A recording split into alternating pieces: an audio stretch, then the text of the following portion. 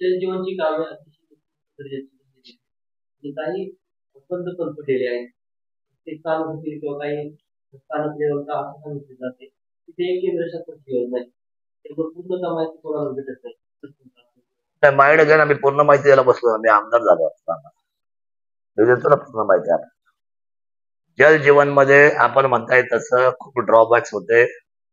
जल जीवन मध्ये काही काही पुढाऱ्यांचे इंटरेस्ट लपलेले होते. त्यांना फक्त त्या कामाच्या संदर्भात फक्त त्यांच्या पुरता इंटरेस्ट महत्वाचा होता. त्यांना कामाचं आणि पाण्याचं. तसं पाहिलं गेलं तर हे पुण्याचं काम आहे. 100% एफिशियंटली काम करणं, निस्वार्थीपणे काम करणं ही जबाबदारी त्यावेळेच्या त्या भागातल्या त्या माणसांची महाराष्ट्रामध्ये ठरवून दिली गेली होती. केंद्राची याच्यामध्ये 65% वाटा, 35% राज्य शासनाचा वाटा. आणि हे क्लब करून हर घर में जल, हर घर में नल और हर घर में जल हा अतिशय पवित्र विचार देशाच्या पंतप्रधानांनी एवढ्या मोठ्या प्रमाणाचा भारतभर त्यांनी ह्या सगळ्या गोष्टीचा विचार केला ही आपल्यासाठी फार सगळीची बाजू आहे. आणि म्हणून मी त्याची जेव्हा रिसायकल केली, आता सगळं मागितलं, एका एका कॉन्ट्रॅक्टरनी 20-20 कामं भरली, 20-20 कामं घेतली. मला सांगा एवढा मोठा लोड घ्यायचं काही कारणच नव्हतं. मला त्या होऊन गेलेल्या गोष्टी आहेत, पण त्यांच्यावर आता कामं करतोय. मी तुम्हाला सांगतो, मुथाळणे, बिंगूरचं घोडेमाळ, हे आमचं आलमे, ही जी गावं आहेत ना, ही गावं अनेक वर्ष टँकर मागत होती. ती आता टँकर मुक्त या वर्षी झालेली. आणि बरेचसे स्रोत जे आहेत ज्यांच्या माझ्या वारंवार बैठका आता चालू आहे. आताही सुद्धा ही मिटिंग समजा माझ्यासोबत जलजीवनची लोक बसतायत. मी ऑफ द रेकॉर्ड बैठक, मी त्याचं काही कुठं बळजबरी करत नाही.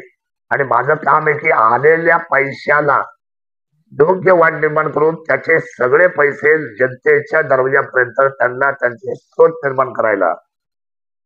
पाणी म्हणजे अमृत आहे. तो अमृताचा जो सगळा त्यांचा अधिकार आहे तो त्यांच्या घरापर्यंत जावा, म्हणून आता जल जीवनची कामं आणि त्यांच्या बाबतीतला आता जो काही समजा दुसरा टप्पा जो आता मी तो सगळा चेक करून त्यांचे पैसे सोडायची सुद्धा ऑर्डर करतो आहे या मार्चच्या अखेर. आणि कामं काही ठीक आहे, 30% लोक अजून स्लो गतीने आहेत, पण बऱ्यापैकी 60% लोक आता याच्यामध्ये लीड करायला लागलेले आहेत की आपल्याला काम आटपल्याशिवाय आपल्याला पैसा बाहेर मिळणार नाही, नाही तर आपले सगळे पैसे ड्रॉप होतात. त्यामुळे जे झालंय ते झालंय, परंतु याला पूर्णत्वाला नेण्यासाठी माझ्या हातात जी काही परमेश्वराने ताकद दिलेली आहे, जी माझी जी पॉवर आहे माझ्याकडे, त्याची सगळी शक्ती, सगळी ताकद मी जल जीवनची मी लोकांना पाणी देण्याच्या कामी उपयोगी पाडेल. आणि 100% ही स्कीम पूर्ण करण्याच्या दृष्टीने काही लोकांनी वरवर पाईप गाडलेत, त्यांना बोलून मी सांगितले खाली गाडा.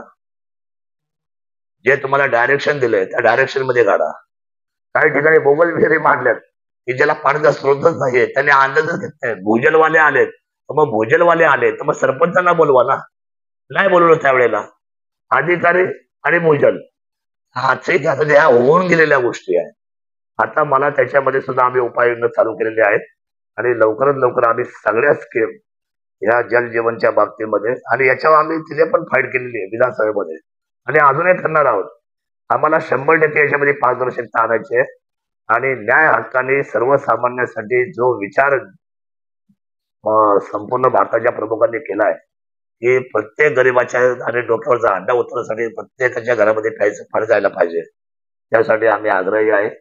आज 8 ते 10 गावाचे टँकर पहिल्यांदा आयुष्यामध्ये 75 वर्षाचे बंद झाले. आणि हे सगळं श्रेय मोदी साहेबांना आहे, आम्हाला नाहीये. आमचा कुठल्याही मध्यस्थी माझं आता सगळं मोठ्यापणाने सांगत असेल ना, जलजीवनच्या मुळे आमच्यामुळे पाणी गेलं. पण आमचं म्हणणं आहे की लोकप्रतिनिधी हा जलजीवन मधला अडथळा आहे. 35% आमचा अडथळा आहे. आमचं असं म्हणणं आहे की याच्यामध्ये कोणीही केवळ ह्या कामाच्या क्वालिटीसाठी धडपडावं, इतर कुठल्या गोष्टीसाठी धडपडू नये असं माझं ठाम काय सांगायचं संदेश कोणाला काय द्यायचं? कोणालाच नाही, अख्ख्या महाराष्ट्राला संदेश हा. हे अमृत म्हणजे जल म्हणजे अमृत आहे. इतका चांगली संधी आलेली इतक्या वर्षानंतर त्याचा परिपूर्ण वापर लोकांच्या हितासाठी व्हायला पाहिजे.